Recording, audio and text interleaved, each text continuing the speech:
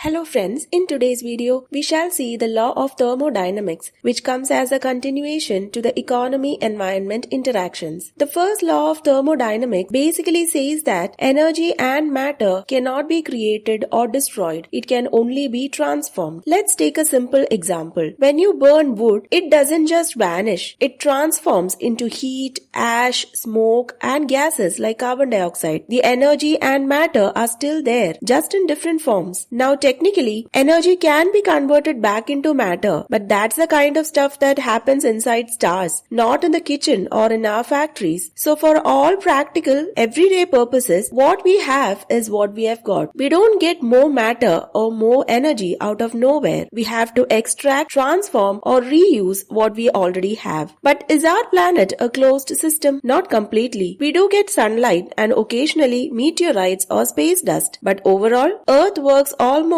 like a closed system. The materials and energy we use mostly stay within the system, just recycled or shifted into different forms. And here's something interesting. Out of all the solar energy that hits Earth, only a tiny fraction is used by humans for economic activity. Most of our energy needs still come from fossil fuels like coal, oil, and natural gas. So this law has two big implications for how we understand the economy. Firstly, more resource use means more waste. Let's say we are mining for iron or aluminum. Sure, we get the metal, but we also get waste in the form of tailings, scrap, industrial sludge, and emissions. So as economies grow and we produce more products, we also create more pollution and residuals. That's unavoidable because matter can't just vanish. It transforms and often ends up as waste. Second implication is that substitution has its limits. This is where things get a little more theoretical but very important. Neoclassical economics says that labor, capital, and land are inputs and that we can substitute one for another. As in, if there aren't enough workers, we just bring in more machines. But economist Christensen in 1989 had a very different and honestly more grounded view. In the real world, you cannot produce anything without actual materials and energy from nature like water, soil, minerals, sunlight, fossil fuels, etc. He called these primary factors because they are the basic building blocks for production. No matter how smart or skilled we are or how many machines we own, we still need raw materials and energy to make things. So he believes that these natural inputs should be recognizable alongside man-made capital like machines and tools and human capital like skills and knowledge. Thus, Christensen challenges the whole idea in neoclassical theory that inputs are endlessly flexible. In the real world, they are not. The second law is the entropy law. This law is about energy quality. It states that energy flows from order to disorder or from usable low entropy forms to less usable high entropy forms. Once energy is used, it becomes less useful. Like when coal is burned, the heat spreads and cannot be reused. That's entropy in action. This law is crucial because first, recycling still has a cost. Sure, recycling materials sounds great and it is better than dumping waste. But recycling still uses energy and other resources. We need trucks, machines, water, electricity, all of which have their own energy footprints. So recycling isn't a free pass. It still consumes energy and some of that is lost due to entropy. Secondly, nature works the same way. Even biological systems like food chains show entropy in action. Only a fraction of the energy from one organism passes to the next. So, when a plant is eaten by a herbivore and then by a carnivore, energy gets lost at each level mostly as heat. That's why ecosystems need a constant input of energy, otherwise they collapse. So entropy tells us that there are limits to recycling and reuse. But since Earth gets a constant stream of energy from the sun, it helps keep things going. So even though entropy puts a limit on how much energy we can reuse, it doesn't mean everything's heading for a total breakdown. In fact, some economists believe that smart technology and innovation can help slow down the effects of entropy, especially when it comes to how we use and manage materials. Let's look at electronic waste, that is old phones, laptops and other gadgets. Traditionally, once a phone breaks, we throw it away. That's wasteful and it adds to pollution. But now things are changing. Companies are designing phones where you can replace just the broken part, not the whole device. Others like Apple are using robots powered by AI to take apart old iPhones and recover valuable metals like gold and lithium more efficiently. We even have blockchain technology to track where materials come from and where they go, making recycler smoother and less wasteful. All of this is part of what we call a circular economy, a smart system where we reuse, repair and recycle instead of throwing things away. And the best part, a lot of these systems run on solar power, so we are also cutting down on energy waste. So yes, entropy puts limit on what we can do, but with smart design, technology and renewable energy, we can slow down waste and keep resources in use for much longer. If you like the video, do subscribe to my channel and share the videos with your friends. Thank you.